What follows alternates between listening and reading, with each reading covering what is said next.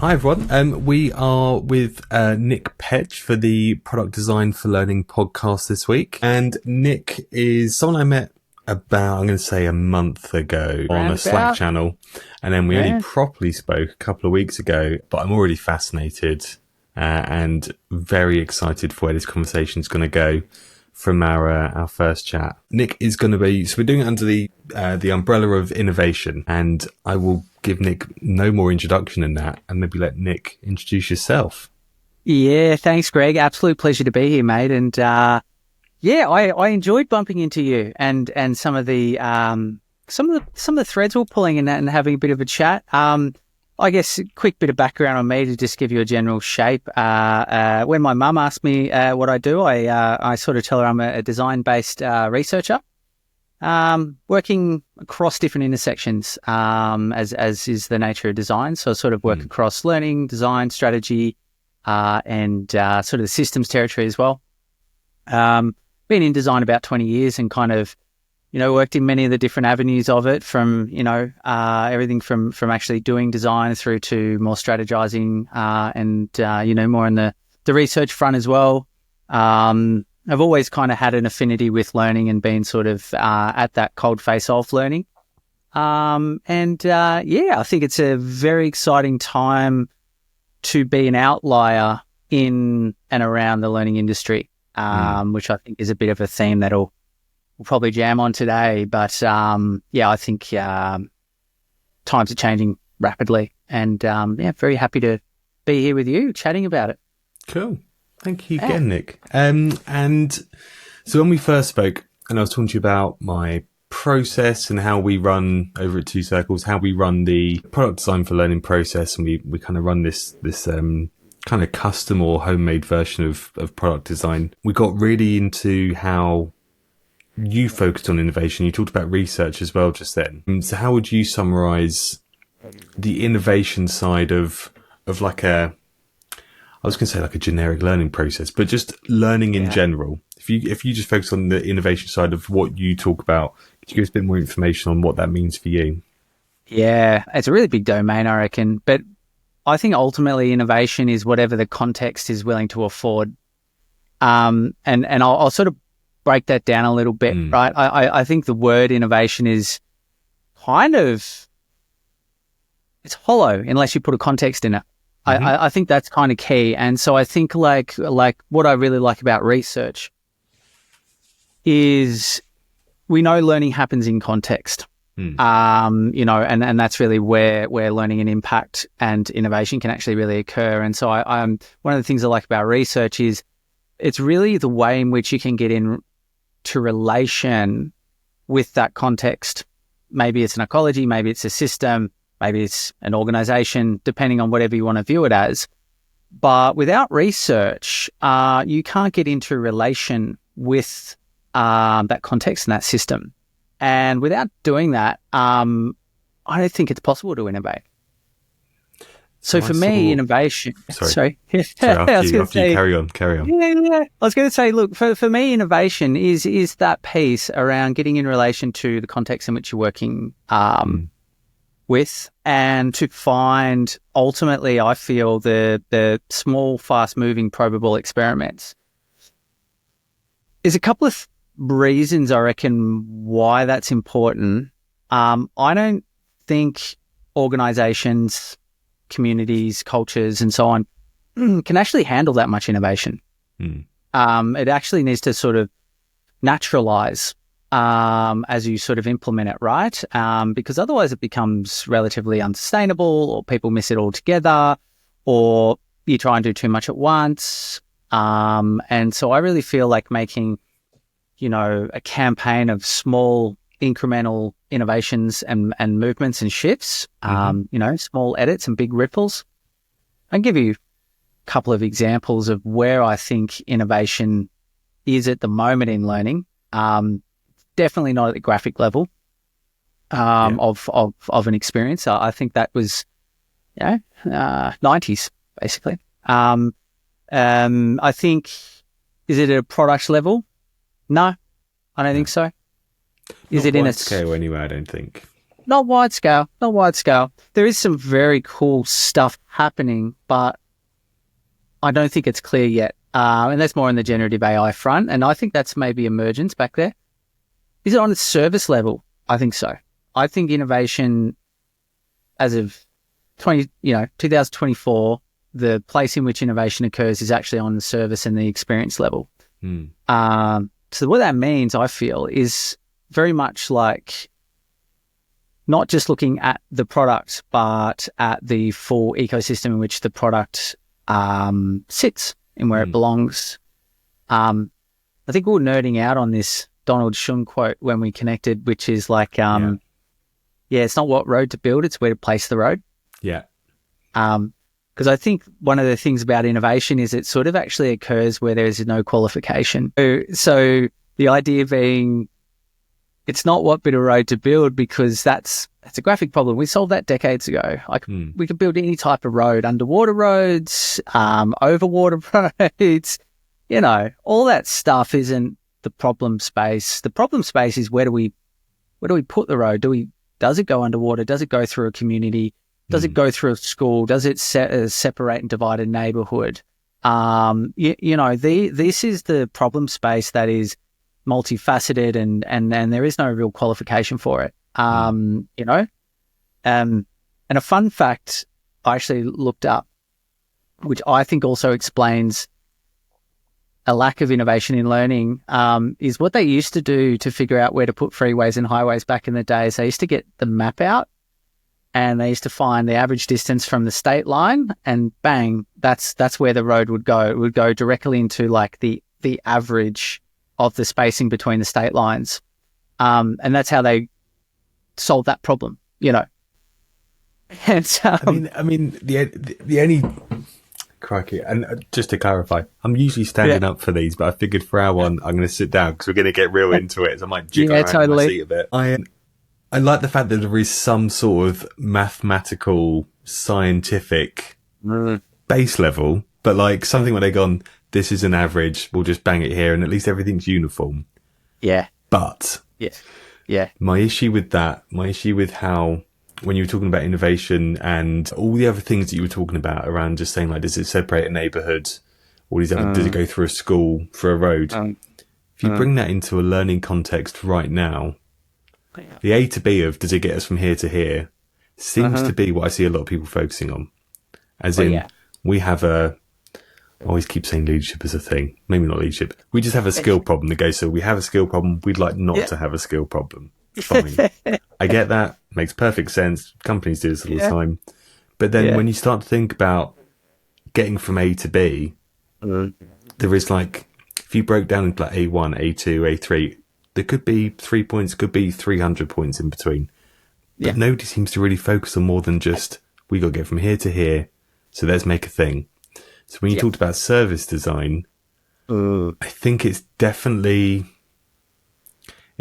something that is being appreciated more. But I don't feel like we're bringing in true service designers. We're bringing in learning people and expecting them to do service design. And I don't feel like we're offering anyone anything tangible around experience design, which would then affect service design or product design. We're just saying to them, this is a phrase that we're all saying a lot at the moment, so let's do that for a bit. And it's a great experiment. If someone somewhere is going, this is going really well. Well done, because we've got so many people trying so many different things, but I'm interested. 100%. And, that the way they're dividing the average is we've got a skills problem, quick, generate 30,000 skills and just get a computer to just now basically aggregate a content ecosystem and job done. And it's just like, nope. And I think, the practice dissonance in L&D is huge. Like it's so big that I don't think we can see it anymore because the holes back here, like I think the skill shortage in L&D for progressing L&D aren't skills of L&D. Really, quite simply, like I think like we're just trying to apply it to learning or to a context. I don't necessarily think that's the right approach. I find it quite interesting particularly when people say, oh, I've been working in complex systems and helping organizations do X, Y, and Z for ages, but I'm not a learning expert. It's like, I think you might be, actually. I do sense... Just to cut you off there quickly, Nick, how would you define a learning expert right now? L&D or learning? I need to separate the two. So, because here's the thing. When you're dealing with the education system, one of the inevitable things you will end up bumping into as a teacher is the business and the policy end of education. And oftentimes it can really outweigh, the volume of learning that's occurring. Yeah. In fact, a lot of what's being designed and done is more to do with policy and with the business end of it. And hey, fair enough. It's a pretty tough gig running education, whether it's university, schools and so on and so on. I believe L&D kind of has the same problem a bit, right? And really they're often looking at the wrong things. They seem to have a bit of a complex with being seen. I feel like it's L&D is about the volume of things for them, right? And I don't think volume is actually the right metric or aspiration, because more volume does not equal, what's on the other side of often what we're trying to look for, right? So I'd say the difference between L&D is and learning is L&D is highly institutionalized and therefore has really, I feel, a lot of the anchors and a lot of the challenges that come with being institutionalized. Same problems and challenges the tax department has, the government has, right? They tend to develop these stalactite types of anchors, like, same thinking and bias and these types of things. Whereas I think learning experts come in all shapes and forms. Learning is probably, or arguably, our greatest human phenomena. It's been around for a little over 4 million years, perhaps, since fundamentally we'd started using tools and creating tools. So you could probably go back to the stick and the rope, right? Yeah. The stick was used to push danger away. The rope was used to pull things, positive things, towards us, right? Food, friends in flights, I guess. I didn't live back then, but you got to use your imagination. But really, that's how far back learning kind of goes. And we've been through, obviously, industrialization. That had a massive impact on learning. That started with the whole kind of conveyor belt kind of approach to learning, I really feel. There was a lot of work in the 80s to try to disrupt a lot of the thinking around learning, like the performatists, right? The sort of more performance consulting type folks, where often training's the last intervention, where I feel like today, unfortunately, training's always a first intervention. And that's sort of shows you, I think, that cycle. I feel like the only people doing complex work that don't understand gamification, as an example, is L&D. Because they haven't read much of the literature outside of, I think, a few of the pamphlets that have been passed around. They tend to feel, gamification is about badges. And points. It ain't. And this is the thing. There is somebody, I won't mention their name, they may not be comfortable with it, but there is someone I used to work with that is super into games. Yeah. And when we first started talking about games outside of work, we'd nerd out about, I really like a horror games, like, a Dead Space or a Resident Evil, those kind of things. Love them, could play them all day. Then we started talking about games at work.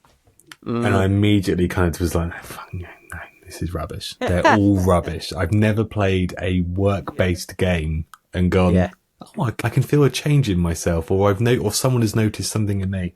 All I've done is gone, I got some badges that are meaningless and some points that I don't really care about. Totally. And I just stopped doing my emails for 20 minutes, but I could have done that by just going for a walk. Like, this doesn't really feel. And they had a very, very different opinion. Yeah. But I asked them and I challenged them to tell me, find me a game that is work based. Yeah. That actually does anything. Yeah. I feel it's a false economy of motivation. I feel like I might have taken us down a rabbit hole with that, because you asked me a simple question: what is it? What's the difference between L&D and learning?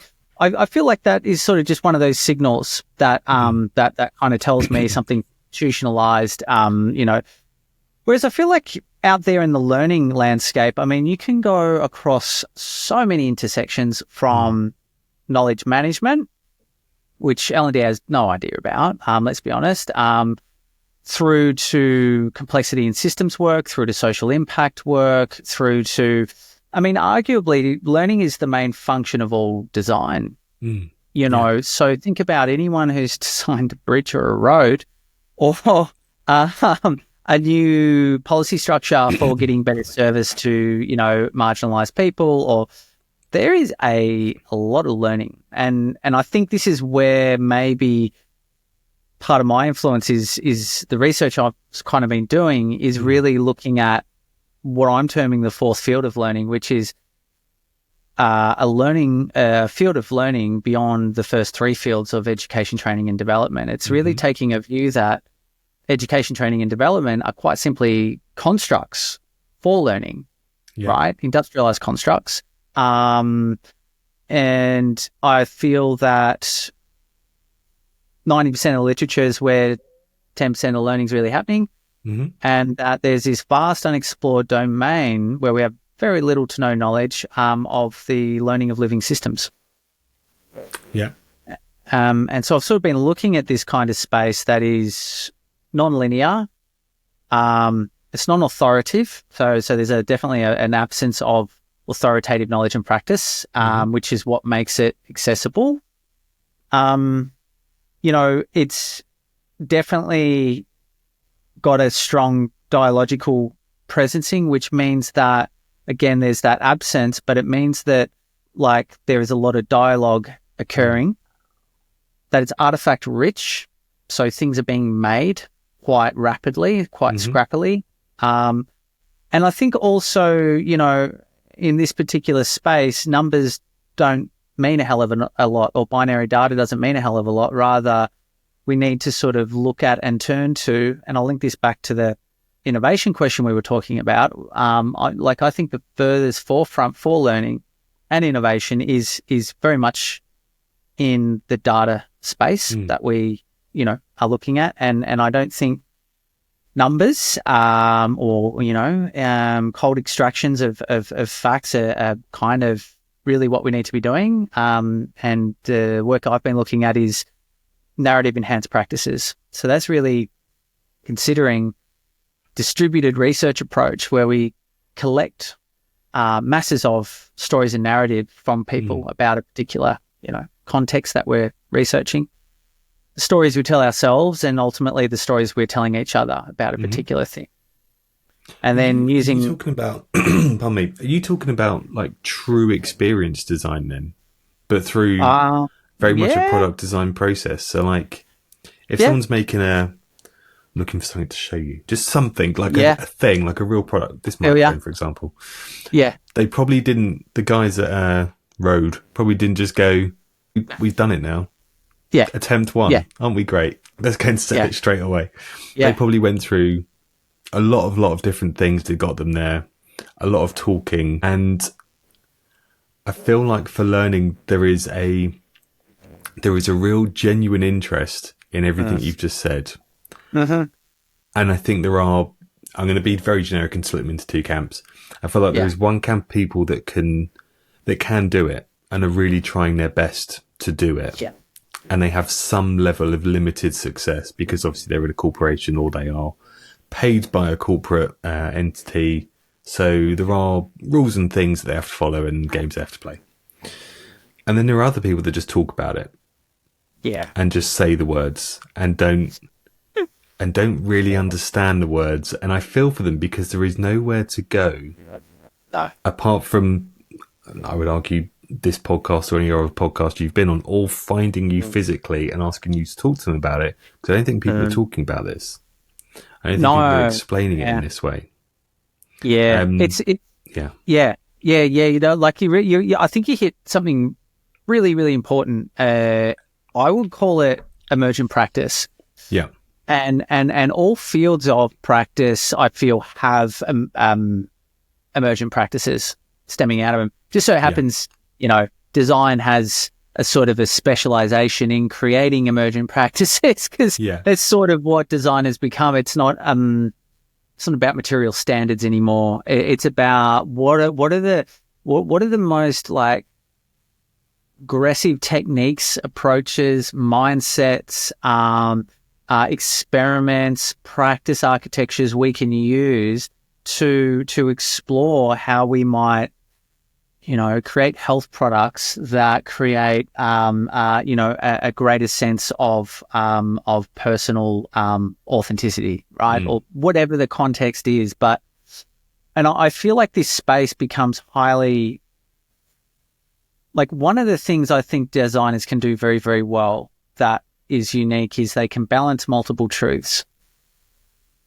It's like contradictory to the scientific world. Is like something absolutely can have multiple truths to it. The use of this Shure microphone, isn't just for podcasters, right?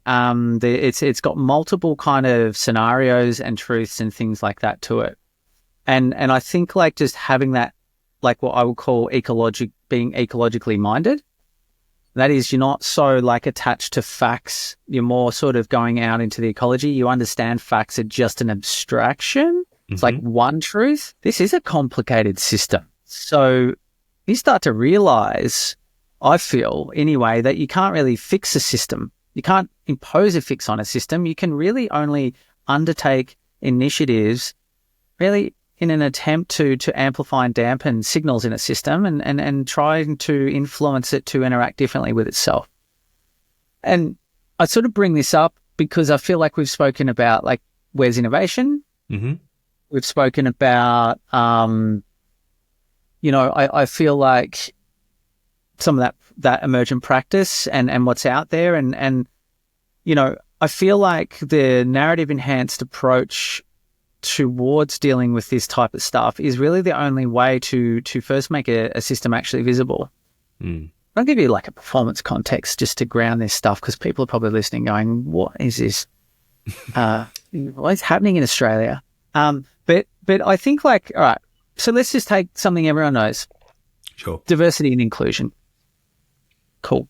So often what happens with diversity and inclusion is they go, hey, does anyone know training or some good training that was done on diversity and inclusion? Awesome, cut, paste, job done, see you later. No change. And it's happening at mass, essentially with a lot of important things.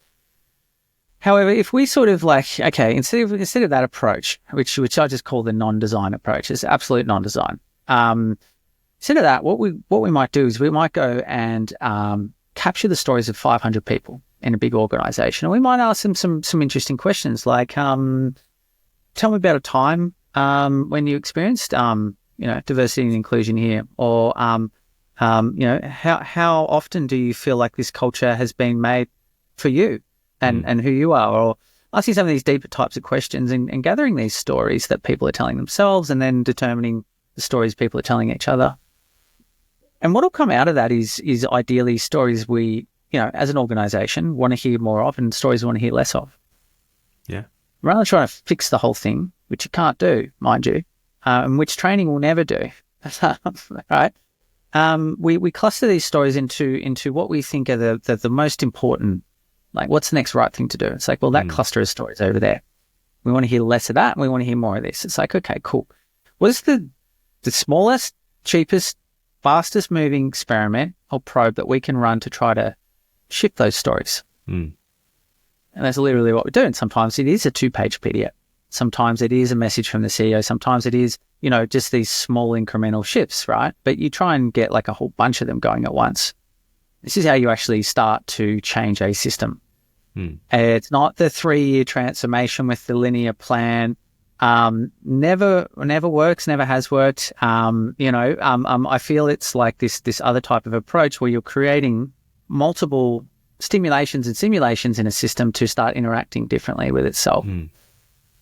There's I don't know how much you're into cycling. There's there is they're now called Ineos Grenadiers, used to be Team Sky. It was the Chris Froome, Bradley Wiggins kind of heyday. And they just won everything.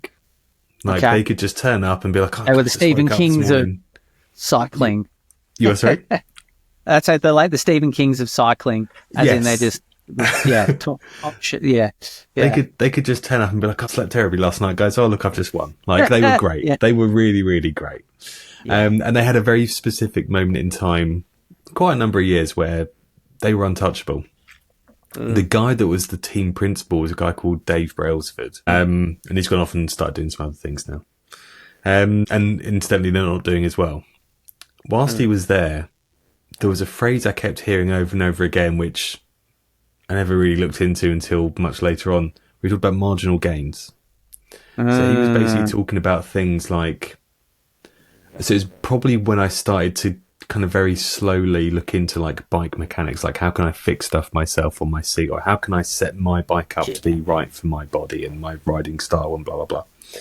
Yeah. So he was talking about certain things like on a time trial bike, you're in a very, like your back is like this, your head's down here, like you're not in a regular racing position. It's all very aerodynamic and all the rest of it. But he was saying obviously where your seat is, because of your body position, will be, even if it's like 2 millimeters back this way, that can make such a difference to how your legs power through and how flat you can make your back and where your head is and all the other bits and pieces. I'm not trying to win any time trials. That's not me. But little things like that where I was thinking, surely 2 millimeters means nothing. Like 2 millimeters is like what, this? Maybe less. It's tiny. It's nothing. And then he was talking about watching a race where one of his guys was doing it and they're just shifting their bum back a little bit on the seat. Yeah. And he's going, we had some issues in training. We had some issues with the mechanics and the rider and they weren't getting on and blah, blah, blah. And the guy lost about 6 seconds on his time trial. And he instantly came second rather than first where he should have come. And then the next time they were doing it, the guy didn't move apart from his legs. And he absolutely floored everybody. And they were like, we got it right this time. And that was the only thing they changed. Well, the only thing he said they changed. But this notion of, like you were saying, it's not a linear 3-year journey of, we're not doing so great now, but in 3 years, we're going to, we'll get these young riders, we'll train them up and blah, blah. Because I know we've got some really great people right now. We need to do something right now because not only are we getting paid by the sponsors, we've got a team to pay for, we've got staff to pay for, we've got fans to entertain, and we've got races to win. So, and this will happen every year for the next 3 years unless we start doing something about it right now. But it's mad to think that this happens in probably lots of other sports or industries, but learning just kind of kicks the same can down the road. And so let's talk about performance problems. Performance problems need to be addressed right now. Not next quarter. Not in 8 weeks after we've storyboarded. Right? Right now with the market. Right? That is the holy grail. And it's almost like, it's funny, the way L&D thinks about learning at times. It's like, okay, well, if we just like have all the content there, when the performance problem, which no one's identified, occurs, people will just magically go to the LMS, which is where learning goes to die, let's be honest, and they will pluck out a 15-minute module and it's kind of nonsense, I guess, but I actually kind of want to go back to the moving on the seat piece and stuff, because I can sort of maybe draw this link. I'll attempt to. A little bit earlier, I was talking about what's great about research in that it enables you to get into relation with and communication with that ecology, that system you're in. And these like athletes, like what makes them great and like, doing those massive impacts is that they are so deeply in relation with that system they're in, which is, they're performing and cycling and so on and so on. And so I that's what I feel like there's totally a link in that analogy there about making those micro increments by being in relation to and in kind of communication with that sort of system, right, that you're working in. And I feel like that's kind of the key is sort of starting to change the mindset about how we approach design and change and this type of work, because the other kind of piece that's there, I think, if you move beyond training and education, I started to realize anyway that training, by the time it's implemented, ends up being an authoritative knowledge and practice written by someone else yesterday. And in that case, its real purpose is to sort of establish and maintain the rules and routines within a context in which it's got some boundaries, like an organization or be some job families and that type of thing. Whereas I feel like what we're actually needing to do is, in a safe and responsible way, is actually to break rules and routines. Yeah. Because that is kind of what innovation is, and this is where the whole, so what you're saying, you should climb ladders dangerously, and the whole compliance thing pops up, right? I don't really think compliance is necessarily learning. Often it's more policy, and that's where that business end I was sort of talking about. That could stay in education. That's fine. Just go back over and stay in training. No dramas. We're talking about learning here. It's a far broader spectrum, and there is some incredible learning to be happening in not just the cognitive domain, but these other domains that I feel are more to do with safety, like the affective and the psychomotor domains of learning, which is not just what's going on here, but what's happening emotionally and physically, right? I learnt recently, I've taken up DIYing vans and tiny homes and things of that nature, and I can't cut straight to save my life. Doesn't stop me chopping through the side of my van, just cutting a hole out and just kind of going, it's too big, right? Right. So this is my psychomotor kind of cognitive dissonance that's going on with something I'm completely unskilled at, but it's totally overconfident about it. So definitely some cognitive dissonance happening there.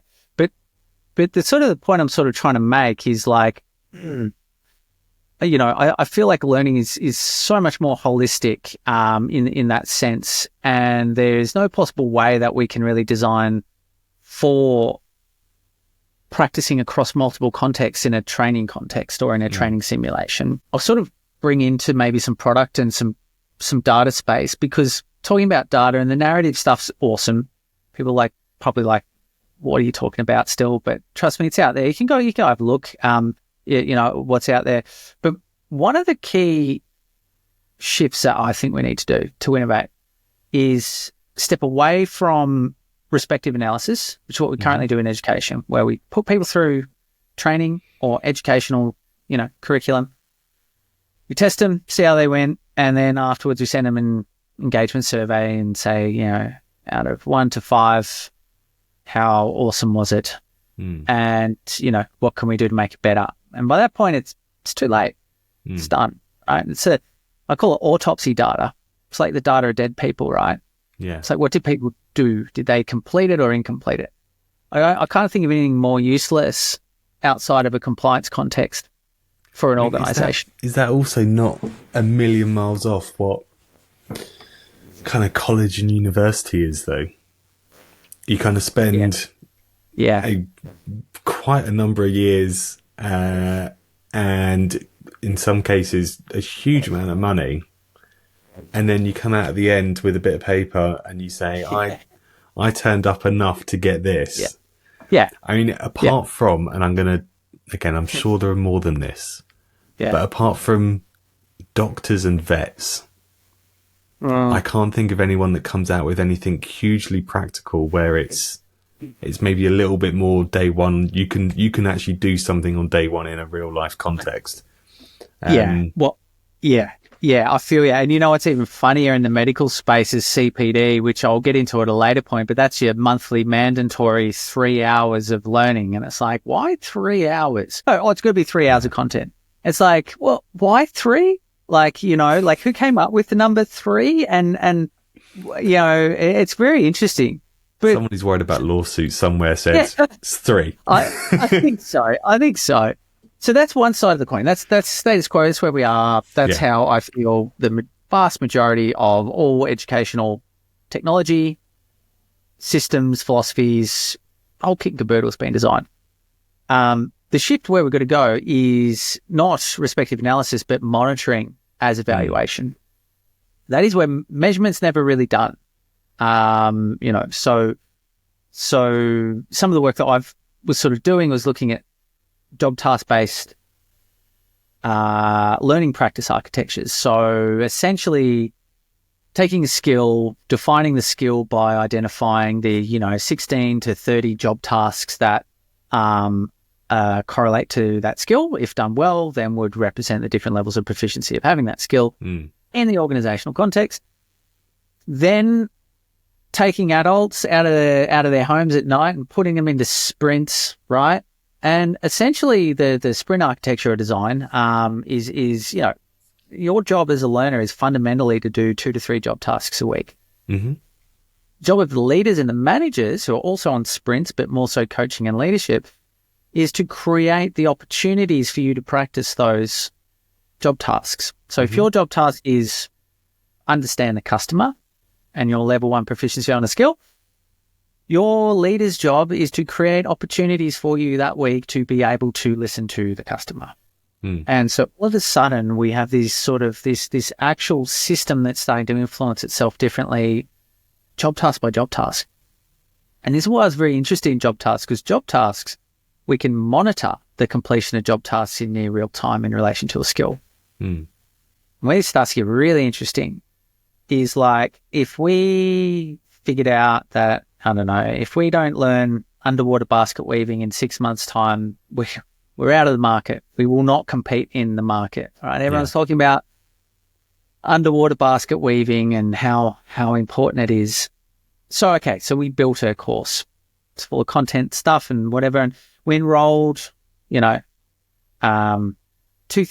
of our frontline sales force in it because they're key. And it's been going for 6 months and there's 23 tasks in it. And there's been, less than 5% adoption or completion of those tasks. That is probably the surest measure as an organization as to whether or not we actually pertain a skill, whether or not we actually have a skill, and therefore whether or not an ROI is even feasible or true, or whether or not we are on point for our strategy. And what's even better about that approach, I feel, is from what I've seen, for the first time in L&D or learning, we can actually intervene and actually iterate. So if we do have something that's deployed and we can see the job tasks aren't being adopted, we have a multitude of small probable options available to us. Okay, so let's maybe go rapidly review those job tasks to make sure they actually correlate correctly, or let's communicate and start to get the line managers to drive this stuff for some motivation or some cultural shift, right?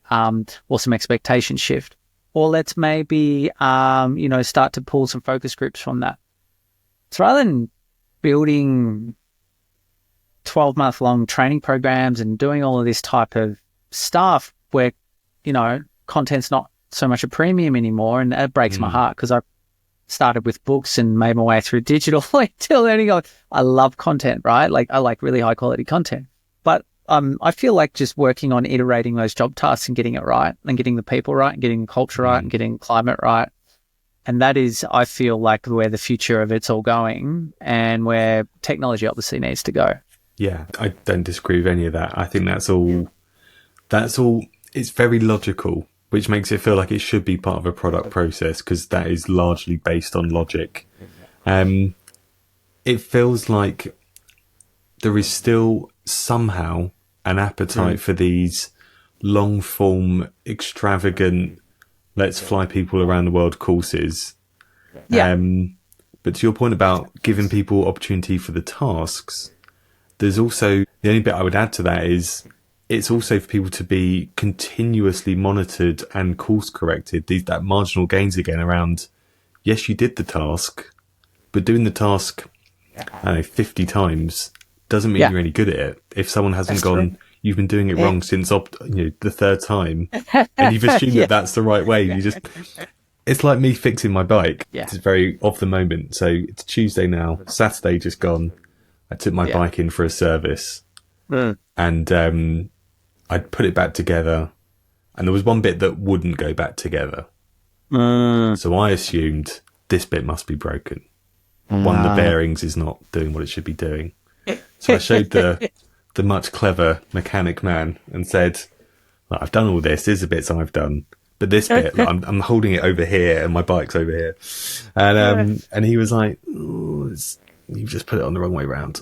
That's why it's not. I was like, he went, it is broken, but because you've been doing it, I was like, cool. Thank you very much. Could you please replace that? Thank you. I love this so much.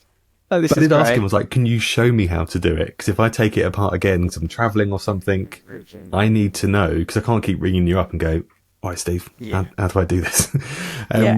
So there needs to be that kind of, that incremental, whether it's something really like hard and fast, like just show me once and I'll get it. Or if it's something like a behavior. Yeah. You're going to get it wrong sometimes because there's going to be about 1,000 outside factors that come at you. So it's knowing 100%. How to either spot that or be self-aware or something to just follow the path you're meant to be following. Yeah. And I love this so much. And I was laughing. I was doing a whole bunch of IKEA. I spent 2 days battling IKEA on the weekend and put it together, and I look down and there's like a spare nut on the ground. I'm like, it's like probably in there somewhere. Like it's meant to be in one of those little now unreachable corners. But I, that happens. I think often. Couple of things here. So I reckon. So one of the things we learned with that job tasking stuff is it takes the average employee 2 to 3 attempts to kind of start getting those job tasks. Think about like responding to client understanding in the sales space. So you listen to the client or you read the brief, and now you need to write one A4 page that demonstrates you understand what on earth they're talking about, and then you've got some value to offer. You're not going to get that first try. Sorry. Okay. So repetition across context. Awesome. Probably the best thing for learning. But I actually found some other things that were really, really interesting, I thought. And it does link to the behavior piece, which I want to touch on because I feel like behavior is incredibly difficult to get to. Like so hard, actually, because it actually has more to do not with the learning component, but the environmental component. And so with these kind of like learning stuff and what needs to be present, what signals need to be strong and amplified in a system in order to sort of have a capacity for learning at scale, is really like permission, opportunity, motivation. And when I say those 3 words, I mean them not just, intrinsically, like or like not just internal to that individual. I mean collectively as a workforce, but also collectively as a workplace, maybe even collectively as a sector, like or as a like I don't know if anyone's done the research on this, but I'm willing to bet that some sectors learn more than others because it's a necessity. Like, I don't know, maybe space travel. Maybe they learn more often than, say, I don't know, healthcare, right? Why? It's an interesting thing to look at. But one of the things that I think we actually need to be looking at isn't on the graphic or the product level, like we were talking about before. I think the innovation is in how do we create environments where there is permission, opportunity, and motivation. Because I feel like if the environment, the key actors and the key scenes provide permission to learn and engage in different ways by providing opportunities, then the human motivation actually follows. I think right now, 60% of the workforce doesn't want to learn.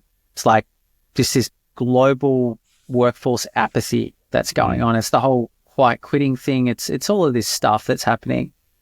And it's partly to do with, it's not L&D's fault for sure. Like there's like so much going on, I feel, but we need to become, I think, like environmental. I don't want to say the term engineer because I don't think you can really like engineer. It's an easy way to explain it, but it's a bit different in practice. But really environmental engineers, where we're starting to engineer the environment to allow and provide permission of learning. And what that actually looks like in reality is like, I've never worked in sales before, but I'm keen to start learning. So you know what? My manager is going to give me a low risk opportunity here to actually go and have a go. You know, and they're going to give me just enough performance support, or you know, thanks to Nick's agile sprinty system, I'm forced to do now. There's a PDF there, right, with 5 things to do, and that's what I'm going to do. And you know, and it's like, well, didn't do very well on that, but then my manager's being instructed to sit down and let's do some reflection. What worked, what didn't work, right? So that creating that cohesion of an environment that's got the right kind of permissions and behaviors. Because one of the other thing, and I think Dave Snowden says this so well, actually, if I can not butcher the quote, you can convince someone of anything in a workshop. I could convince them that this idea is amazing, that this value is really important. If I can lock them down and explain it to them, they will agree with me. I can convince them to agree with anything in a workshop. As soon as you send them out and back into the real world, if that environment isn't congruent with that, see you later. Yeah, well, that whole training was a waste of time and money, you know.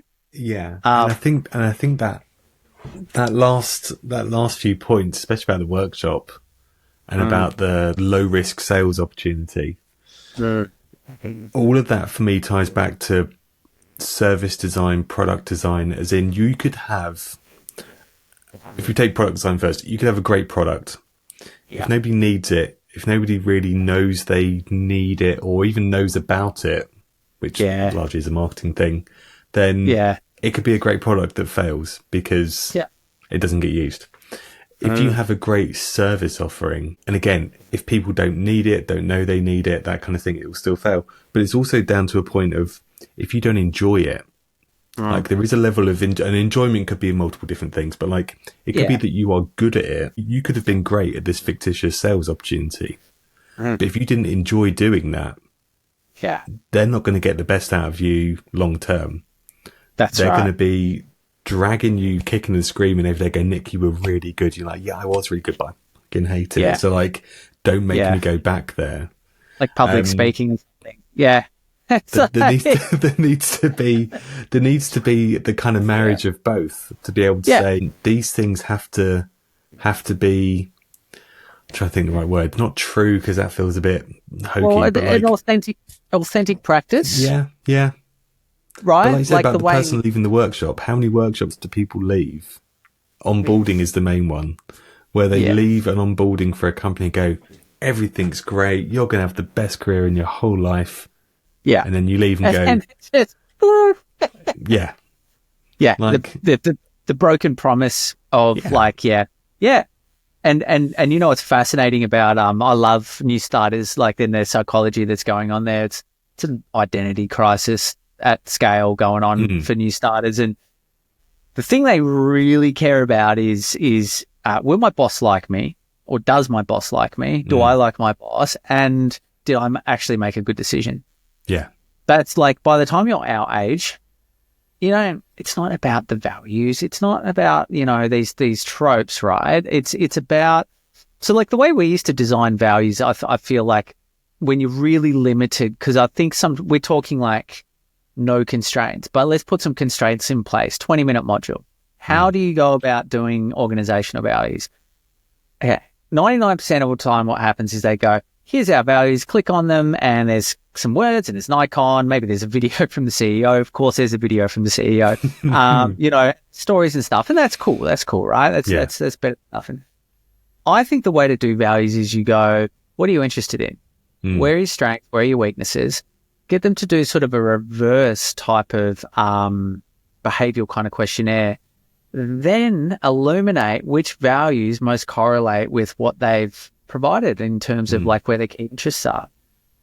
That is, I feel like, how you actually reverse this whole thing to lead people towards finding their own authentic practice. It's the meaning making that kind of happens in this space. And getting back to what training is, which is the way I frame it, is practically the Death Star, right? Authoritative knowledge and practice written by others yesterday to establish and maintain rules and routines. That's its function at an organizational context. It's not authentic practice. Yeah.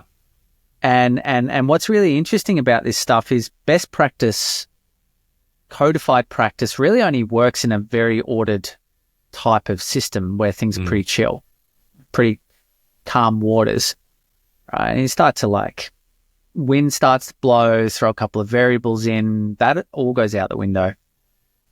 All goes out the window. And we step into these other spaces of novel and emergent practices where really the skill is actually more of a seek, sense, and respond, or sense, analyze, categorize, and start to break problems down and figure it out that way.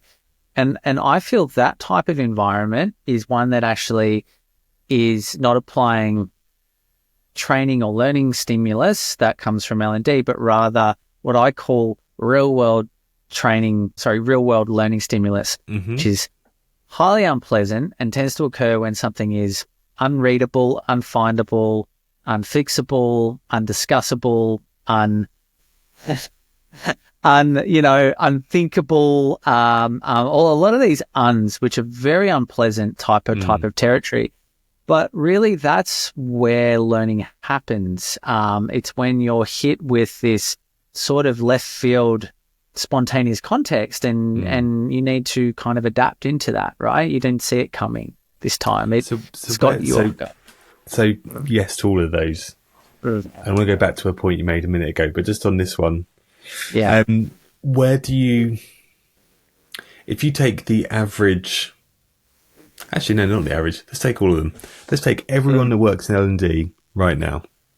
You've just said that last statement about everything's unthinkable, unimaginable. This is where and again, I do fully buy into that. How do they attack that in a corporate setting? Yeah. Probably move beyond training and focus on creating more environments that can sustain a culture that has really a presence of learning. A presence of learning, so okay, well, what does that look like? It's okay, probably the most entry level thing I can think of is a hackathon. Problem with hackathons, though, it's got the same disease as training has with regards to learning, which is that it happens on a Thursday between the hours of 2:30 and 2:33, and it's got a preset agenda and this and that and this and that. So what we kind of want to be doing is the best simulation for work is work. Like work is learning and learning is work. It's that simple. And there is absolutely time, place, and intervention for training. Absolutely, it's got a function for sure, right? But I think a lot less than we sort of think about. So probably where I would sort of start really thinking about approaching it, about what organizations can do, is I'll go back to the narrative thing. I would actually start collecting at scale stories about real learning, right? Tell me about a time when you did learning that had nothing to do with content or training, right? Start to gather those stories and start to go, this is getting interesting. There's 10 different cluster themes going on. Out of those cluster themes, which of these stories do we want to hear more of or less of? This stuff's all about collaborating with complete strangers to fix a problem that we know is of high value to the customer and to our bottom line. Awesome. More of that. What's this one? This one is about getting a LinkedIn learning license and looking at something and then that's it. Yeah. Okay. Less of that. Right. Yeah. And then what we do is in the environment, starting to work with that ecology of those people and saying, okay, look, we've heard you. This is This is where learning is really happening and where it really matters. So these are the initiatives we're doing, right? We're going to create a problem factory. Yeah. Bring problems. It's going to be cohort-based learning projects. You've got a 0.2 FTE permission to go and work on these projects, right, that you're passionate about, so actually tackling learning from a policy level, right, which is a smart business decision, because organizational policies about L&D budgets, and if you can write a good enough letter, we'll give you $1,000 and you can go and do a course. We won't ask you if you ever used it or not. As long as you say it's for your job, I would throw that out, and I would basically go, right, everyone's got a 0.2, right, out of their 1.0 functional week time. This is for full-time people, and I would support that. And then you've got to get your leadership aligned to that. The biggest marker, I think, for the adoption of learning is the attitude in which your manager shows up with. So if they're your closest point of authority, assuming you take managers seriously, right? If they show up with an entrepreneurial attitude towards learning, what's the highly likely behavioral outcome or correlation with that? It's going to be learning type behaviors, right? Entrepreneurial learning type behaviors. Their attitude is like, yeah, go and investigate. Here, take half a day, go look at it, or hey, if you check this out, you should go and spend some time with that, right? Entrepreneurial, right? Yeah. Versus non-entrepreneurial. Yeah. Have you done your compliance training? Good, because they keep chasing me about it. or learning's for after hours. That's one I hear pretty often too, right? Yes. Yeah. It's is a real myth, I reckon. We've both been. I currently am small business owners, so I guess that entrepreneurial attitude is something that resonates with me. Where you don't have a guidebook. There's no safety net, and there's no curriculum to get on board with. Yeah. You're just there to go, I've got to, my end state is do some great work, get paid, pay my bills, still carry on doing great work. They kind of feed each other. Yeah. But then underneath that is this subset of activities, these work tasks, which are accounting and sales and God knows what else. And then also really silly things that you go, I never had to deal with this before. I didn't know I had to deal with this before, but now I don't have very long to not only deal with it, but deal with it correctly and properly, and it will happen however many times it's going to happen. It's pretty real, doesn't it? And you just get on with it. Like in the last, so this has been what now? 16 months I've been doing this. I'm going to sit and make a list after this of all the things that I have done that I didn't think I would need to be doing. Yeah. I love that. It is a long list. Oh, yeah. Interestingly, company values has not been on that list. Don't need them.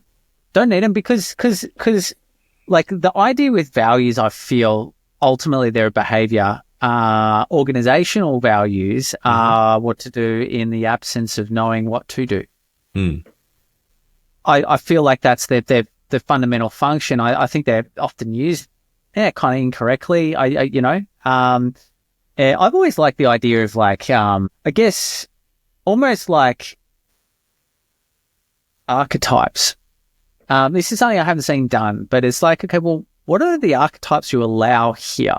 It's like, right, well, you can be an innovator and that's what it looks like, or you can be the connector or, you can be, so they're giving me these sort of multi-dimensional authenticity to or permission to take on some authenticity about how I shape myself and how I sort of frame my mind around my role and how I'm allowed to sort of act and behave in my role. And I think like that kind of archetypal or sort of like more like show like giving people some type of modeling for sure, because I think that's helpful. Otherwise, they just revert to a standard script. I think there's more better than values, but also pretty progressive, right? But some really progressive organizations do this. They have these sort of like hero personas. They've got like, sales, research, R&D, and they tend to take on these personas about what they stand for. And I think that's kind of really worth its weight, because it's almost like you've got communities in like or these sort of factions in an organization. And I'm actually doing some research on factions at the moment in organizations. There's some very interesting stuff. I was reading Chris Argyle's Organizational Defense Patterns. It's blowing my mind, right? Yeah, it's real heavy. But there's like factions in organizations, right? You've got your sort of your status quo folks, you've got your innovators, you've got your firefighters, you've got your, these different archetypal sort of factions that tend to emerge. And you hear about them and see them in different cultural aspects and things like that. But I do feel like we could actually probably create spaces for those, and everyone's of value. The horrible labeling of the status quoers, for example, I bet if you actually took the time to sit down and listen to them, what they're actually saying is actually really important. It's like, we've all been here 35 years. We've seen all these attempts of other stuff, and all it's done is X, Y, and Z, right? It's actually, none of it's worked. We still think the customer and understanding the customer is the most important thing, right? That's yeah. And I think with those status quo people, I've been in a couple of organisations where there's been those 15 to 20 year beyond kind of groups of people. Yeah. And there are, and again, I'm going to generalise, it feels like there are two camps again of these, where there are some that do reflect on everything that's happened over time, and they can say the thing that this company used to stand for, or the thing this company used to talk a bit more about, that's the thing. We're missing sight of that. If we can get back to that with a modern context, it won't happen overnight, but we'll get there and we'll be great. There's that. Yeah. Then there are those that just kind of just shut off to everything and say, well, when I joined, it was great. And then someone came along with some idea on an iPad, and I'm not into that. And they just completely reject everything. So I think there is a bit like any healthy society, you've got to have conflict. You've got to have difference of opinion. You've got to have people that want to keep their protected beliefs and their theories about why it should be that way. And you've got to also have people that completely challenge that and say things have moved on. And you've got to just chuck them all in a room. And as long as they can come to some sort of agreement, or some sort of, not even in a room, but it's some sort of conversation, as long as they can have some sort of agreement around a common goal is this, and that's what we need to achieve. You don't need them at that point to figure out how they're going to get there. They just need to agree on the common goal. And this is where what success looks like. Yeah. And this is, I think, what you call like a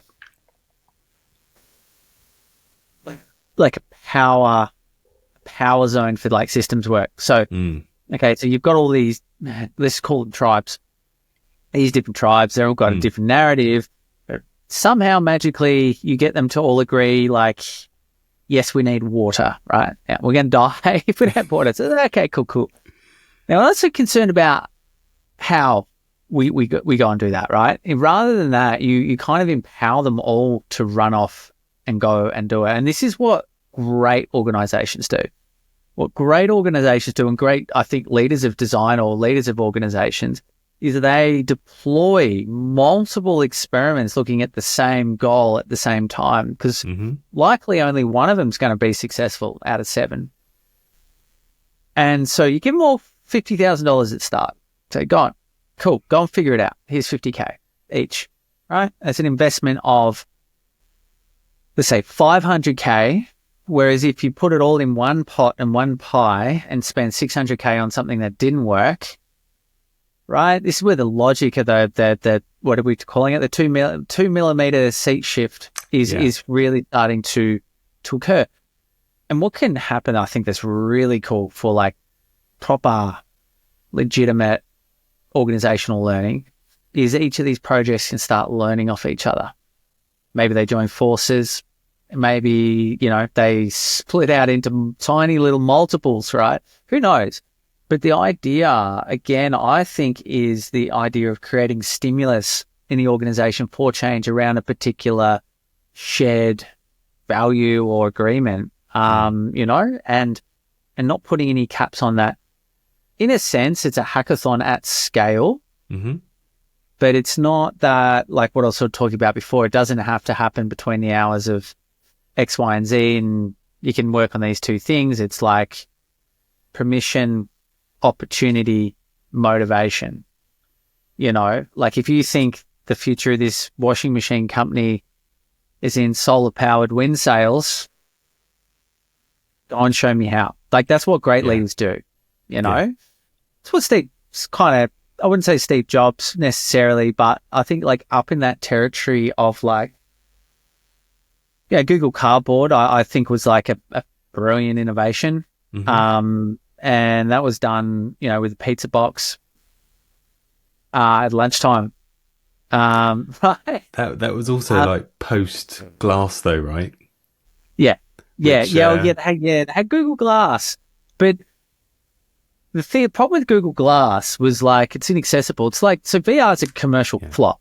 Like, I think, like, don't get me wrong, it's incredible technology, amazing brains and people and stuff, but it's a commercial flop. It is not accessible, or it's not, at that, it's not adopted in terms of a product. And Apple will get it right, I know, because they've been watching for years. But even their recent stuff, I think, was just a probe to price out of the market. I don't know. We'll see. Product conspiracy. I'm intrigued by it. And if we're talking about innovation, I'm really intrigued by this nature of we're all going to have these either, big gigantic headsets or these tiny little glasses that don't really look like anything. Or maybe even we'll go back to Google Glass and it literally just has a tiny little bit of plastic. I mean, who knows? Or glass, whatever it's going to be. Maybe. But at no point have I done... I'm going to say 90% of, maybe 95% of the actions I do in my life over the course of a year and gone, do you know what? If I had this great big thing strapped to my face, this would be so much better. Yeah. Like, I'm more than happy 100%. just going, I can just get on with this.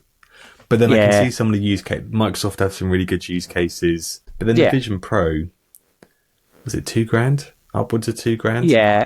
One of the key videos I saw of it was someone going, you can play a vacuuming game. I'm like, or I could just get an actual vacuum out and clean my real floor rather than going, I've fictitiously cleaned up this floor that doesn't exist. Like, perfect analogy. It's perfect analogy for workplace learning as well. So we like if the performance imperative at work was vacuuming well, we could build a training simulation with all the scenarios of vacuuming, like, oh my God, there's a cat. Oh my God, there's a wrinkle in the rug. Like, there's maybe a glass of water sitting there. Do you go around, you could do that, or you could use work, you know, and I think for me, it's a bit of a no-brainer, I feel. The other thing though, I think that it's kind of starting to get, for me, I thought this was very interesting. Now, this is a flop, absolute flop. Yeah. But it's got a tiny little 360 camera, simple walkie-talkie, voice activated GPT. And this is kind of like a cognitive apprenticeshiping. I think learning will move towards a small Tamagotchi-like, all these, right? Yeah. But I think there's something about having an isolated, dedicated, full-function product. Like, this is for learning. This does these 5 things. Doesn't have the whole ecosystem that everything a phone can do. Gets a bit much. But I'm very interested in like watching this space. And this thing's not great. It doesn't recognize the difference between a piece of coral and a rabbit's paw, to be honest. I've been doing a whole bunch of experiments with it. It'll get better though. But that kind of cognitive apprentice or like Merlin type of like hardware piece, I think, is very, very interesting, because for me, the big thematic that's going on in, 200 years of design as to where we are today is de-interfacing or de-interfication. So that it's the idea that, the fact that I can now access the world's information through my own language with ChatGPT. Mm-hmm. It's huge. It's massive. And your like iPhone. it's, and yeah. And I think language is such a big deal. Like, such a big deal. Half of the barriers of learning and stuff like that is getting a language download first so you can understand what the heck they're talking about. In fact, you can't even find the right course until you understand what marketing analytics means. Like, it's kind of a bit of, but if you sort of just use your own language and think, you said, what is it that marketing people do to get more customers and make things more effective and get some knowledge back. Oh, wow, there's the discipline in the field of marketing analytics, and this is kind of what it's about, and So you're discovering knowledge, which isn't necessarily learning at this point, but you're discovering knowledge through your own kind of language and your own worldview, which at times could also be a bad thing, because, we might be closed and whatever. But I just think it's a really, really big deal. And I don't think it's so much about content. And I also don't think it's so much about information that's meant to be remembered, because I think this is also a big chunk that's missing from the whole learning equation. It's like everything's designed as if it needs to be memorized.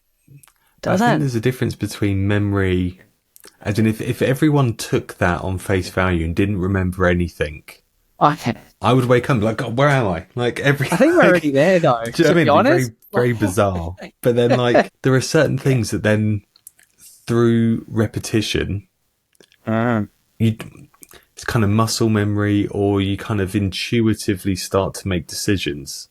Yeah. So I'm doing some work with a company that does trading for their clients at the moment.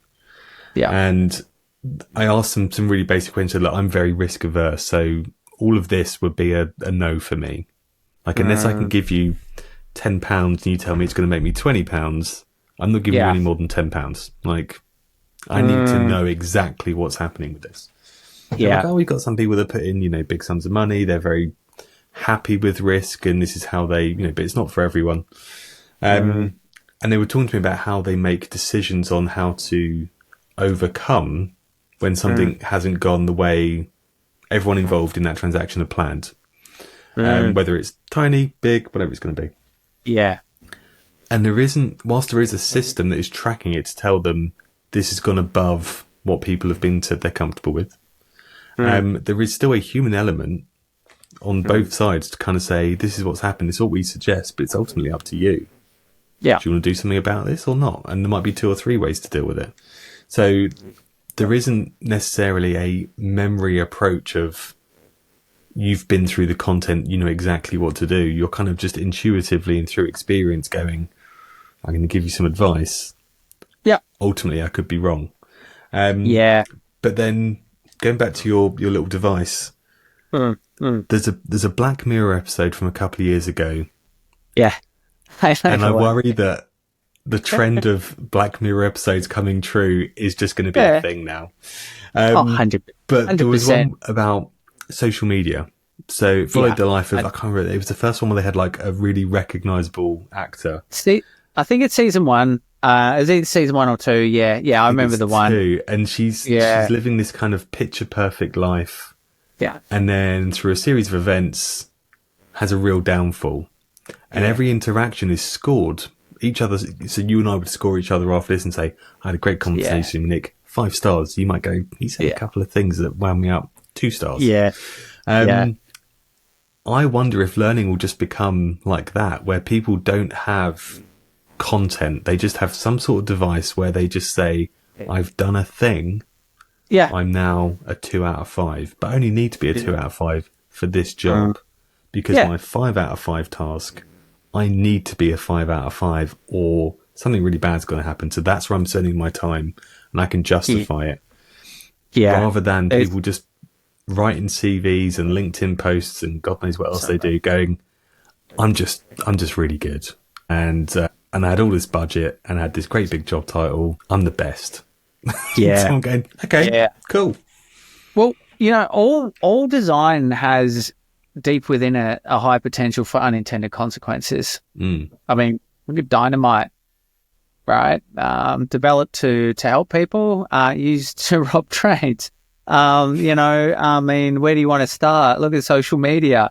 Designed to connect people, ends up dividing entire countries. It's there's all of these unintended consequences out there for sure, and that is part of it's part of being in the great human experiment. There is no life without consequence, and there's but I do feel like there's a couple of interesting things in all of that are some of the frontier. I think for I think the spaces to be played, because you can play in other spaces that I don't think are going to go anywhere, like creating the ultimate LXP or these things that are already dwarfed by where things are really headed, which is, I think, a de-interfaced post-structural world, right, of this stuff. And that is, yes, in technology, but it's also the way knowledge is going to work and professions are going to work. And you can see all of the markers and things. But I do feel like it's up to each individual. Ultimately, learning is one of these very interesting things. I'll see if I can just kind of land this, because I'm conscious of time as well. But, I did a pretty deep study surveying and interviewing a good many people on what learning is. And I was looking at it through a couple of different lenses, like the epistemological view about, knowledge and knowing and knowingness. And then the ontological point of view about really just like being, So one of the key questions I was asking was what does learning mean to you, and how has it changed your view of the world? Yeah. And then, the sentiment I got back from a good number of people ultimately was that, learning is the immaterial self. So, as we sort of voyage through our professional and personal lives, and often a lot of this gets put into like a lifelong learning category, right?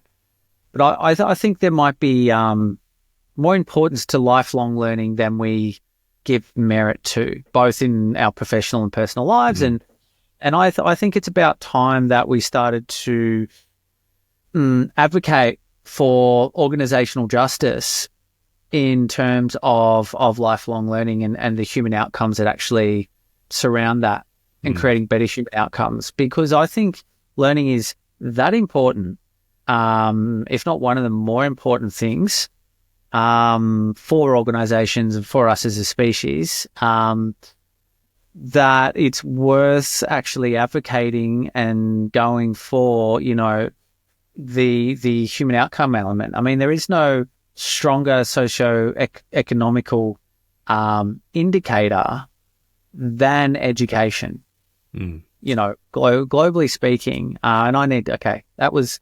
2017 studies. I need to go and check if the world hasn't changed.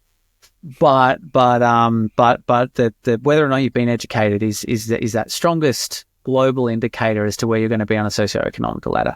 Yeah, more stronger than many things like what country you're in, or So I really feel like that's how I sort of feel about learning, as a function. And I don't think there's enough people taking care of it.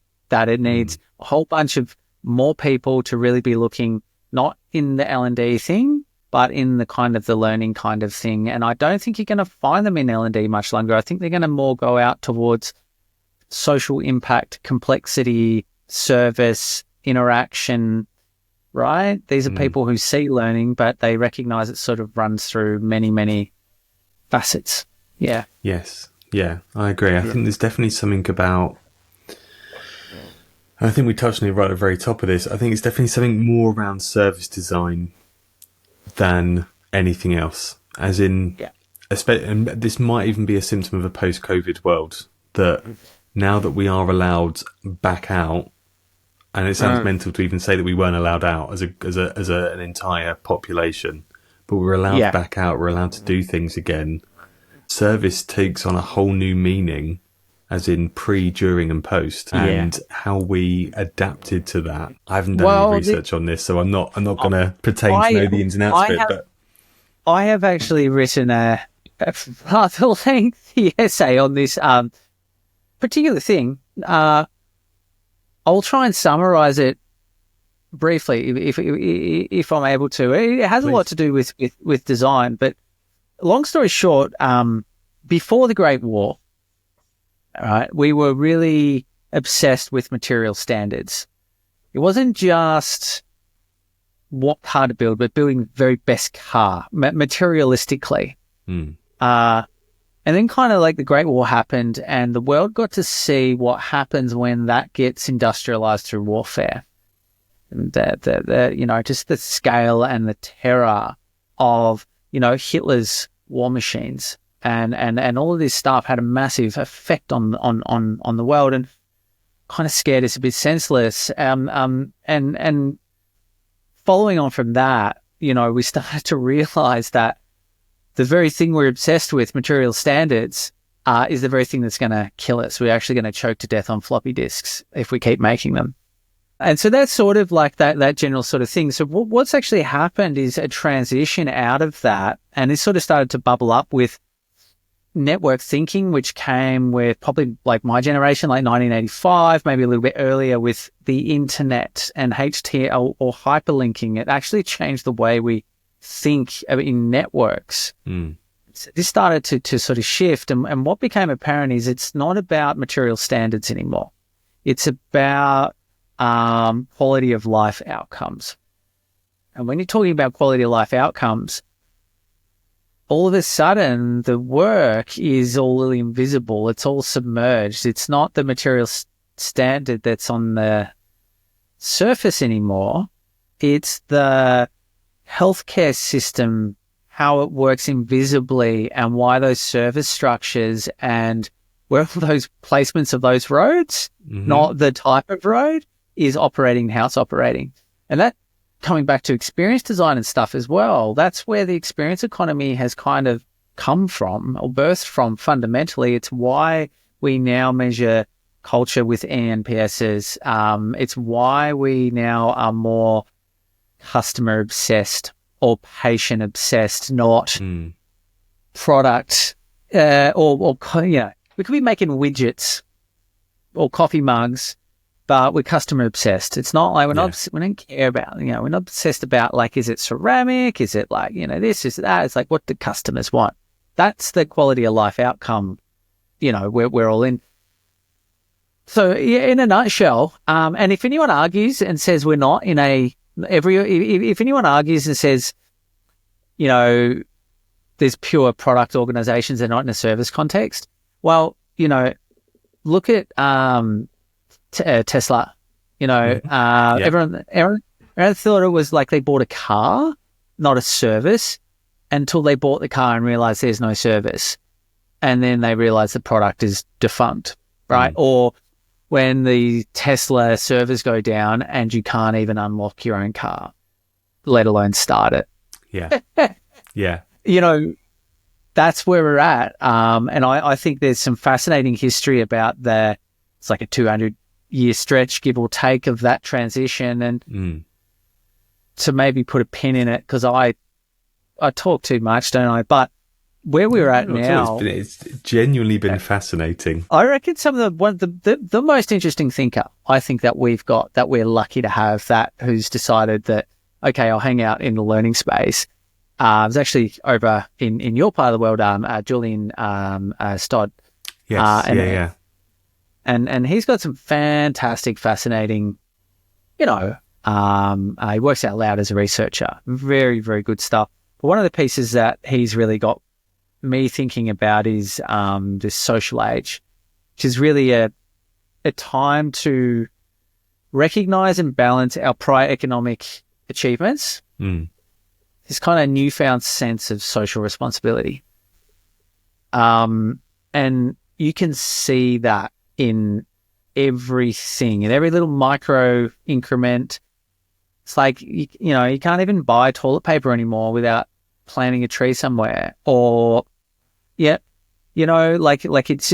everywhere now. And it's actually becoming some type of, I think you're right. I think it is going to be that Black Mirror thing, because there is like a social currency kind of thing. Yeah. And I guess the learning version of social currency is LinkedIn at the moment. It's LinkedIn or it's Slack channels or it's be seen as a I spot that a bit. Yeah. It's that kind of how much knowledge I collected, or something. Yeah. It's how much I've got and how much I'm willing to impart. But then, and again, there is nothing wrong with that as a transaction, but it's, what am I trying to say? It's more, are you self-perpetuating your own brand or self-motivate or self-promoting your own brand for doing that?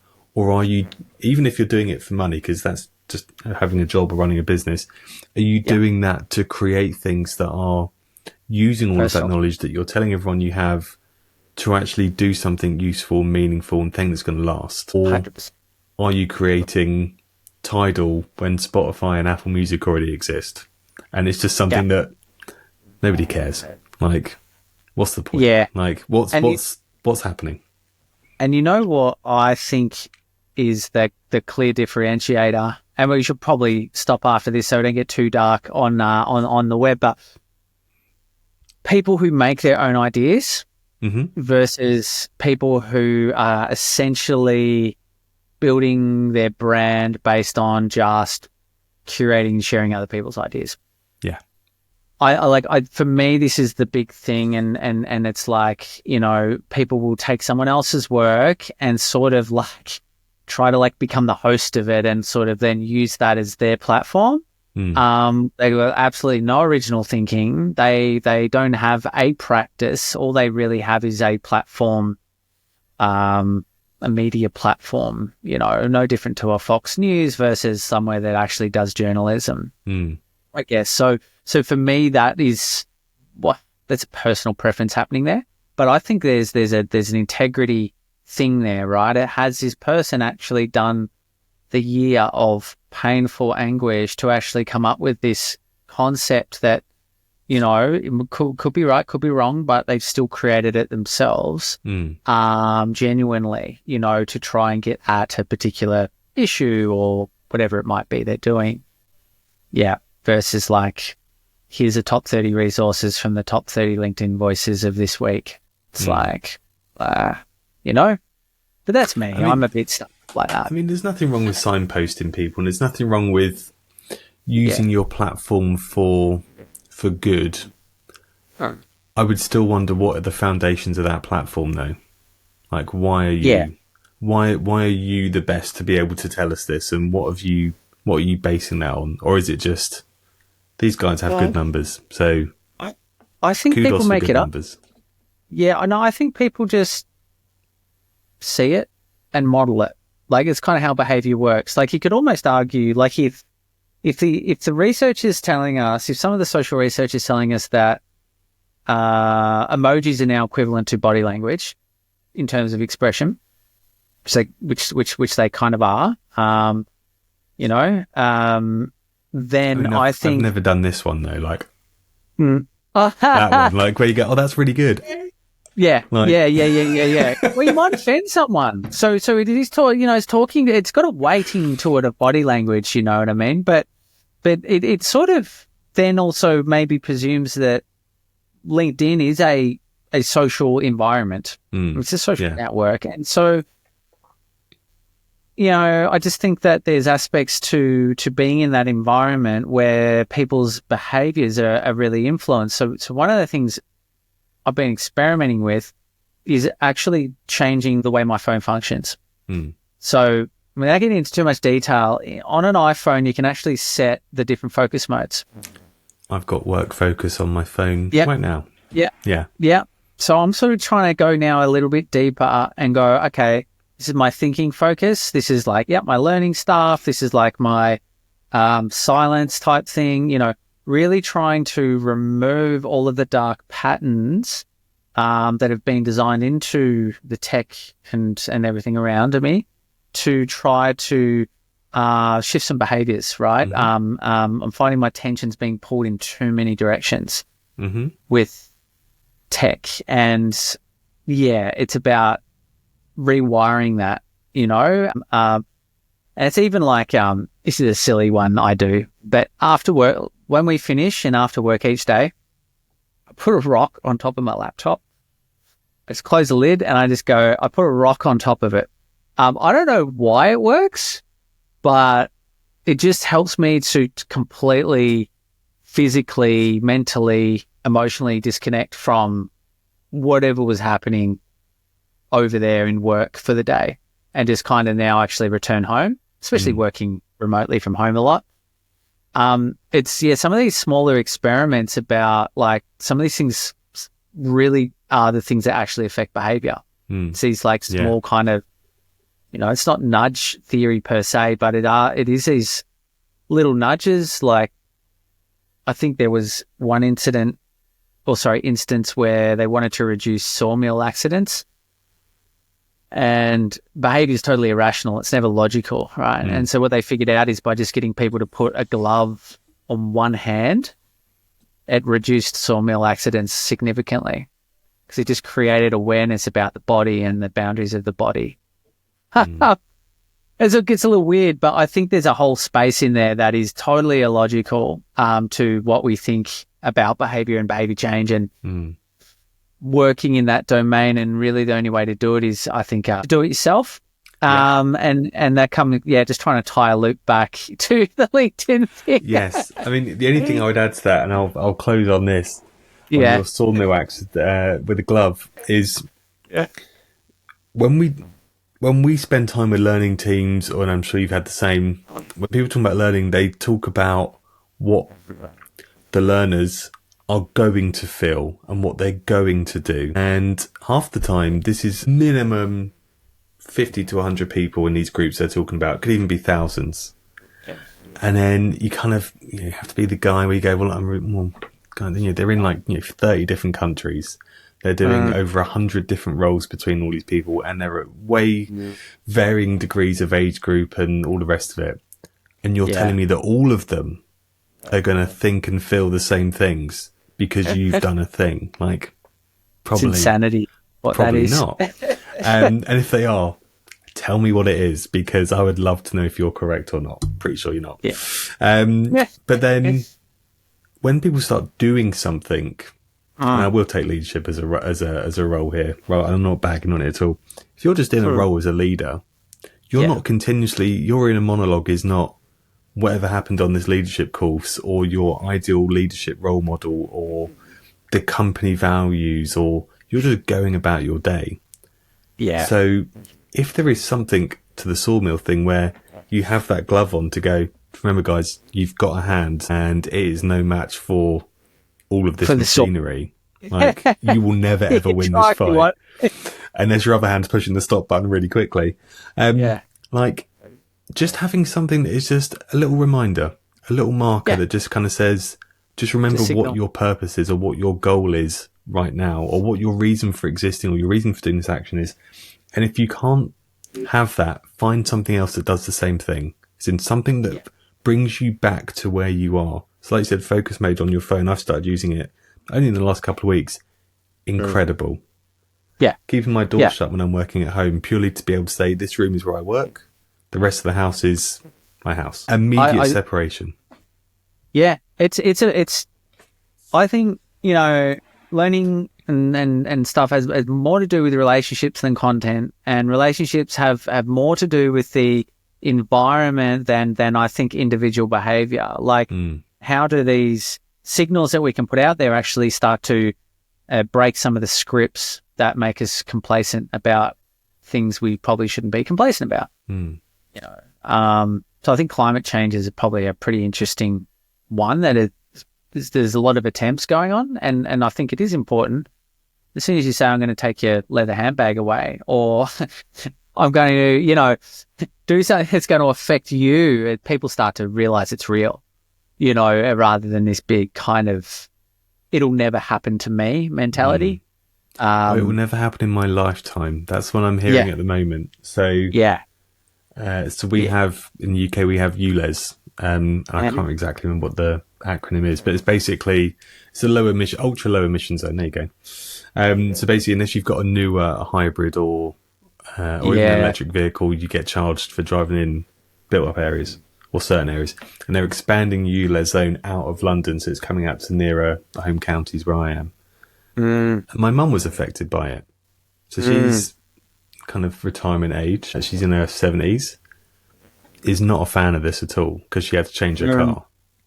Yeah. And I explained to her, I was like, it's a climate change thing and blah, blah. And, also you want to be paying, I think it's £15 a day just to drive your car. As soon as you hit the road, that's £15. I was like, that's going to add up really, really quickly. Yeah, it's insane. It's $30 for her, over here, mate. But for her, it's like, well, this isn't going to affect me and it probably won't really affect you in your lifetime. So why am I being affected right now? And it's like trying to explain, to be fair, she's being logical. I don't agree with it, but she is being logical. But then it's a case of, if you bring this back to a learning context, something you do might not have an effect there and then. But if you're trying to innovate, you're looking for those little increments, some are bigger than others, where you will eventually start to affect something much, much bigger.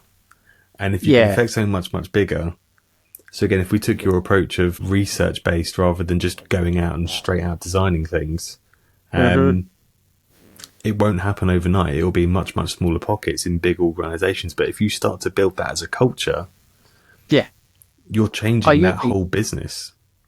Yeah, 100%, 12 to 14% more revenue. Right? Like organisations who choose to upskill over rehire, which I think is a great metaphor for doing things right, in a sense, retain an average of, 12 to 14% more revenue on average. That's an average. So for organizations that care about money, ta-da. For organizations who don't care about money or something more than money, even better, right? It's a no-brainer all around. But the question is, can we get there with the current generations and kind of where we're at? We're in an interesting place, but mate, I love this talk. It's been fascinating, and it's been pretty real. Yeah. Well, why not? I really enjoyed it. Yeah, me too, mate. And maybe we'll do it again sometime. 100%. I would love to have you back on. And just in case anyone is still listening, hopefully you are. I have binned my notes off over an hour ago. This has just been a really fun conversation. Hugely interesting, Nick. Let's definitely do it again. And thank you so much for your time. I appreciate it's probably quite late for you now, so I'm going to let you roll. But thank you again, sir. Really appreciate it. Yeah. Happy days. All right. Mega.